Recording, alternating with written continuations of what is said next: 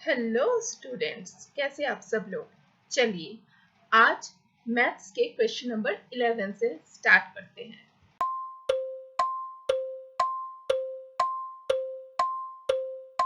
चलिए next question क्या पूछा गया है।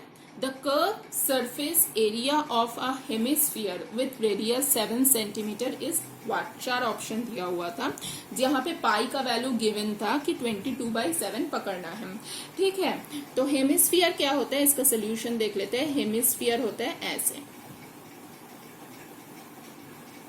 गोल एक फुटबॉल होता है स्फीयर, उसका हाफ कर दो, उल्टा कटोरी जो होता है वो हेमिस्फीयर होता है। कटोरी उल्टा कटोरी का जो सरफेस होता है, जो कर्व सरफेस होता है, उसका एरिया हमें निकालने के लिए बोला है। इनका रेडियस है जो 7 सेंटीमीटर, इतना इनका रेडियस दिया हुआ है 7 सेंटीमीटर। ठीक है, तो हमें पता है कि curve surface of a sphere कितना होता है, इसका फॉर्मूला कितना होता है 4πr², जहां पे रेडियस है r। ठीक है, तो curve surface area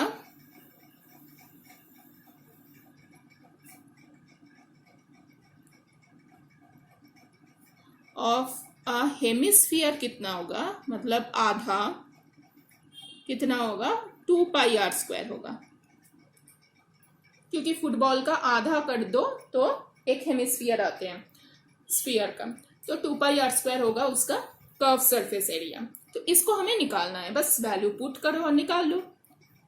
2 into pi का वैल्यू गिवन है 22/7 एंड आर का वैल्यू गिवन है 7 सेंटीमीटर, तो 7 स्क्वायर, इसका सेंटीमीटर स्क्वायर, ये है यूनिट। तो एक 7 काट के एक 7 रहेगा, तो इसको मल्टीप्लीकेशन करने के बाद आएगा 308 सेंटीमीटर स्क्वायर। तो ये है आंसर। तो ऑप्शन 4 में दिया हुआ था 308 सेंटीमीटर स्क्वायर, तो option 4 is correct option for this question.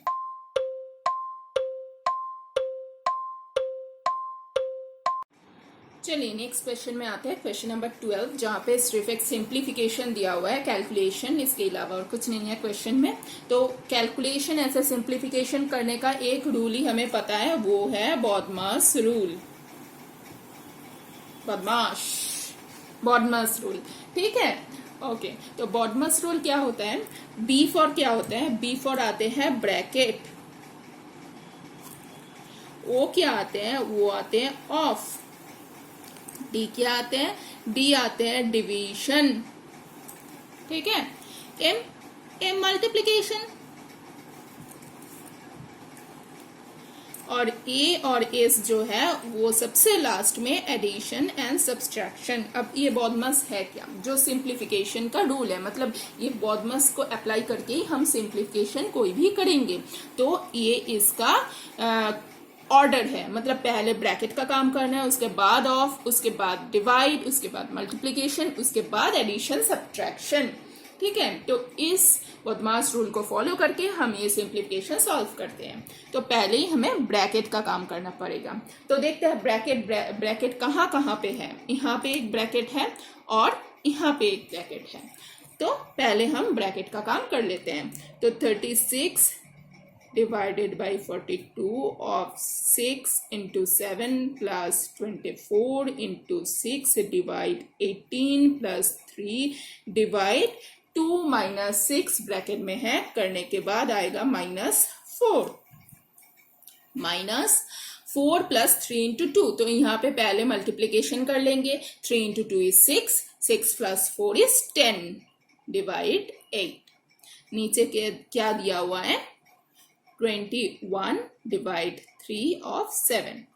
अब हम ब्रैकेट के बाद किसका काम करेंगे, ऑफ का काम। ऑफ कहाँ कहाँ पे है, ऊपर में एक यहाँ पे ऑफ है और डिनोमिनेटर में यहाँ पे ऑफ है, न्यूमरेटर में एंड डिनोमिनेटर में, दोनों जगह पे ऑफ है।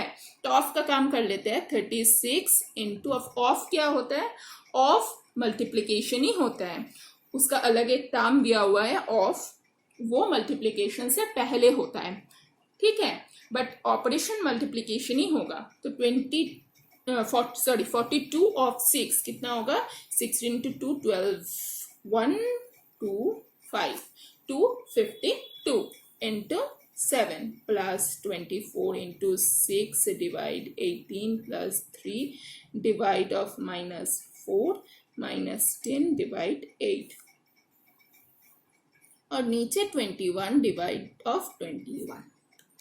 ठीक है, अब हम कर लेते हैं डिवाइड का काम, क्योंकि ऑफ के बाद आते हैं डिवीजन। तो डिवीजन कहाँ पे है, न्यूमरेटर में है, यहाँ पे और यहाँ पे एंड यहाँ पे भी है, और नीचे भी डिवीजन है। तो 21 डिवीजन 21 तो 1 ही होगा, तो नीचे डिनोमिनेटर और रहेगा भी नहीं।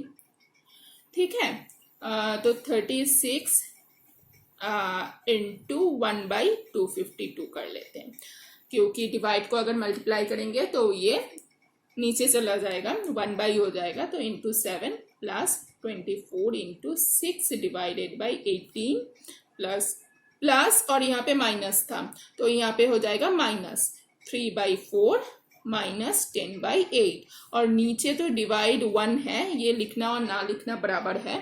ठीक है, तो यहाँ पे सॉल्व कर लेते हैं, 6 18 3 आ जाएगा, और यहाँ पे 2 से अगर करें तो ऊपर 5 और नीचे 4 सिंप्लीफाई करने के बाद, और 7 से ये जाएगा, 7 से हाँ जाएगा, ये होएगा 36, 21 42 36, तो 36 कैंसिल हो जा रहा है, आ रहे हैं 1 प्लस यहाँ पे 3 24 काट के 8 आ रहे हैं, तो 8 -3/4 -5/4 और नीचे का 1 और नहीं लिख रही हूँ मैं।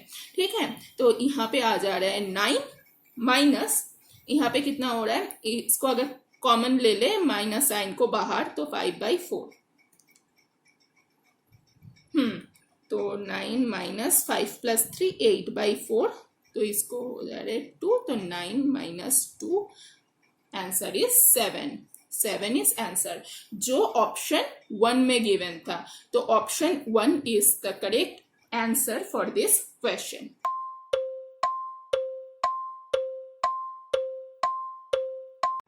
चलिए नेक्स्ट क्वेश्चन सॉल्व करते हैं, क्वेश्चन नंबर 13, जिसमें एक टेबल दिया हुआ है। ठीक है, एक टेबल दिया हुआ है जहाँ पे एज है और नंबर ऑफ पेशेंट है, पेशेंट कुछ दिया हुआ है नंबर, और एज ग्रुप दिया हुआ है लेस देन 10 लेस देन 20 ऐसे। क्वेश्चन क्या पूछा गया है, from the following table how many patients were in the age group of 40 to 60, मतलब इसमें कितना पेशेंट है, टोटल है 50 पेशेंट, तो 50 पेशेंट के अंदर कितना पेशेंट 40 to 60 एज ग्रुप में है। 4 ऑप्शन दिया हुआ था। ठीक है, अब लेस देन 10 मतलब कौन से एज ग्रुप होता है, मतलब 0 to 10। लेस देन 20 मतलब 0 to 20, मतलब उसमें भी ये 0 to 10 इंक्लूडेड है। अब हमें अगर 10 to 20 निकालना है तो कैसे हम निकालेंगे, 0 to 20 जो है उससे 0 to 10 माइनस करेंगे, मतलब 15 - 11 = 4 होगा 10 to 20 एज ग्रुप का नंबर ऑफ पेशेंट, ना कि 15। ये कंफ्यूजन आपको हो सकता है एग्जाम में, ये कंफ्यूजन दूर करने के लिए मैंने ये डिस्कशन किया कि लेस देन 20 मतलब वो फर्स्ट से काउंट होगा, मतलब 0 to 20 है, ना कि लेस देन 20 मतलब 10 to 20 नहीं है। तो ऐसे अगर हमें 40 to 60 एज ग्रुप का नंबर ऑफ पेशेंट निकालना होगा तो देखना पड़ेगा 40 और 60 कहाँ पे है, तो लेस देन 40 स्टार्ट होता है यहाँ से, लेस देन 60 है यहाँ पे, तो ये रेंज का हमें निकालना पड़ेगा कि कितना पेशेंट है। तो कैसे निकालेंगे, मैक्सिमम माइनस मिनिमम। तो इस रेंज में मैक्सिमम कितना, मैक्सिमम मतलब टोटल कितना है 45 है, जो बिलो 60 है, और बिलो 40 कितना है 29 है। तो ये अगर हम माइनस कर दे तो 40 to 60 हमें मिल जाएगा, तो ये माइनस करके कितना आते हैं 16, तो इसका आंसर होगा 16, जो आते हैं ऑप्शन नंबर 4 में। तो option number 4 is the correct option for this question.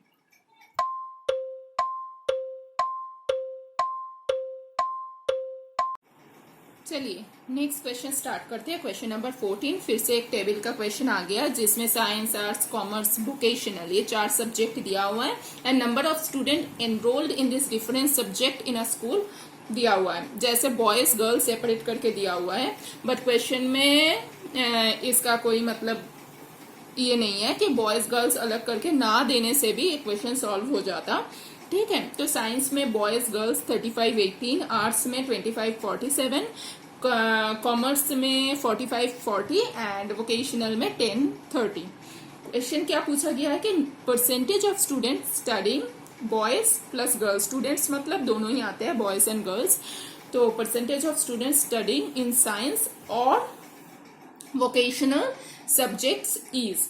ठीक है, मतलब साइंस और वोकेशनल सब्जेक्ट में कितना स्टूडेंट पढ़ रहा है, टोटल में कितना स्टूडेंट है साइंस में एंड वोकेशनल में। तो पहले टोटल स्टूडेंट्स कितना है वो हम निकाल लेते हैं। तो टोटल नंबर ऑफ स्टूडेंट्स कितना होगा, सबको ऐड कर देना होगा, जैसे 35 + 18 + 25 + 47 + 45 + 40 + 10 + 30, ये है टोटल नंबर ऑफ स्टूडेंट्स। तो ये करने से ऐड करने में कितना आएगा, 250। ठीक है, अब देख लेते हैं कि साइंस और वोकेशनल में कितना है। साइंस और वोकेशनल, ठीक है, 35 + 18 + 10 + 30। ठीक है, तो कितना है टोटल, इसका टोटल है 93। तो हमें परसेंटेज निकालना है, तो परसेंटेज कितना होगा, परसेंटेज वैल्यू 93/250 × 100। तो इसको सॉल्व करने पे आते हैं 186 / 5, मतलब 3, 15, 36, 7.2%। ये है कैलकुलेशन। तो 37.2% इज द राइट ऑप्शन जो आते हैं ऑप्शन नंबर 3 पे। तो option number 3 is the right answer for this question.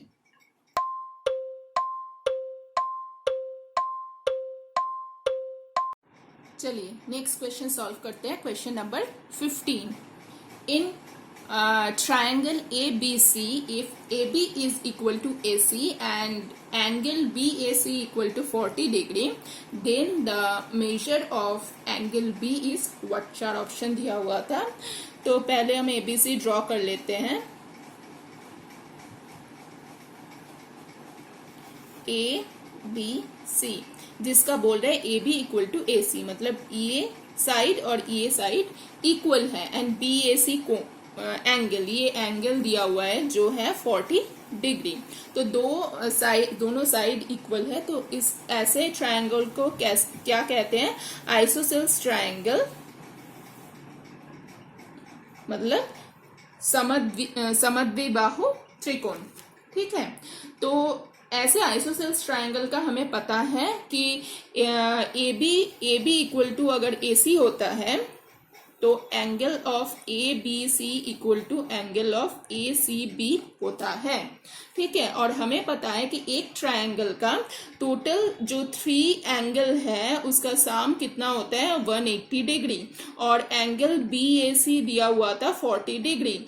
तो और कितना कितना कौन सा एंगल है इस ट्रायंगल में, ABC है प्लस ACB है, तो वो कितना होगा, 180 डिग्री माइनस 40 डिग्री, तो 140 degree.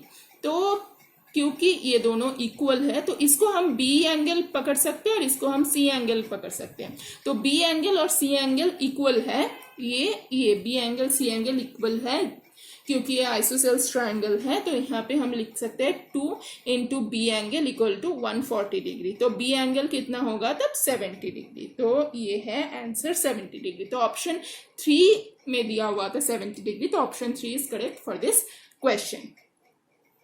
So thank you everyone.